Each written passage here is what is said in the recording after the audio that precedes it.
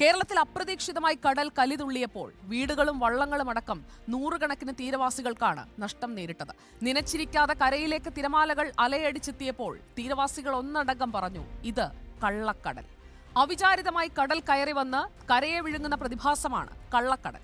സുനാമിയുമായി ഇതിന് സാമ്യമുണ്ട്, പക്ഷേ സുനാമിയോളം ഭീകരമല്ല. നിസ്സാരമായി കാണാനും പറ്റില്ല.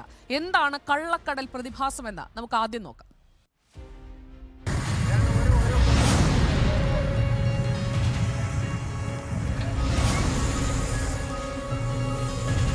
അപ്രതീക്ഷിതമായി ഉണ്ടാകുന്ന വേലിയേറ്റമാണ് കള്ളക്കടൽ. സാധാരണ വേലിയേറ്റം ഉണ്ടാകുന്നത് കാറ്റിനനുസരിച്ചോ സൂര്യന്റെയും ചന്ദ്രന്റെയും ഗുരുത്വാകർഷണ ഫലമായോ ആണ്. അങ്ങനെ അല്ലാതെ ഉണ്ടാകുന്ന വേലിയേറ്റമാണ് കള്ളക്കടൽ. പ്രത്യേകിച്ച് ലക്ഷണങ്ങളില്ലാതെ തിരമാലകൾ ആഞ്ഞടിക്കും. അവിചാരിതമായും അസാധാരണമായുമാണ് തിരമാലകൾ തീരത്തെത്തുക. സമുദ്രോപരിതലത്തിലെ കാലാവസ്ഥാ മാറ്റങ്ങളെ തുടർന്നാണ് ശക്തമായ തിരമാലകൾ ഉണ്ടാകുന്നത്. സുനാമിയുമായി സമാനതകളുണ്ട് ഈ കള്ളക്കടൽ പ്രതിഭാസത്തിന്. സുനാമിയുടെ സമയത്ത് തീരം ഉള്ളിലോട്ട് വലിഞ്ഞ ശേഷം തിരമാലകൾ അടിച്ചു കയറുകയാണ് ചെയ്യുന്നത്. ഇതുപോലെ തന്നെയാണ് കള്ളക്കടൽ സമയത്ത് ഇന്നലെ സംഭവിച്ചത്.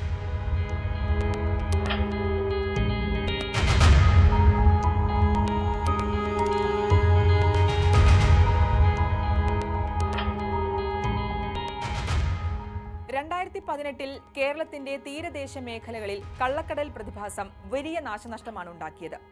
100ഓളം വീടുകൾ തകർന്നു. നിരവധി കുടുംബങ്ങളെ മാറ്റിപ്പാർപ്പിക്കേണ്ടി വന്നു. കോടിക്കണക്കിന് രൂപയുടെ നഷ്ടമുണ്ടായി.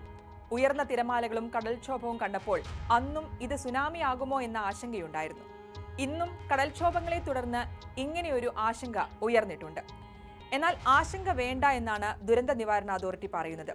വേലിയേറ്റ സമയമായതിനാൽ കള്ളക്കടൽ പ്രതിഭാസത്തിന്റെ തീവ്രത കൂടിയതാണ് ഇപ്പോഴുണ്ടായ കടലാക്രമണങ്ങൾ എന്നാണ് വിശദീകരണം.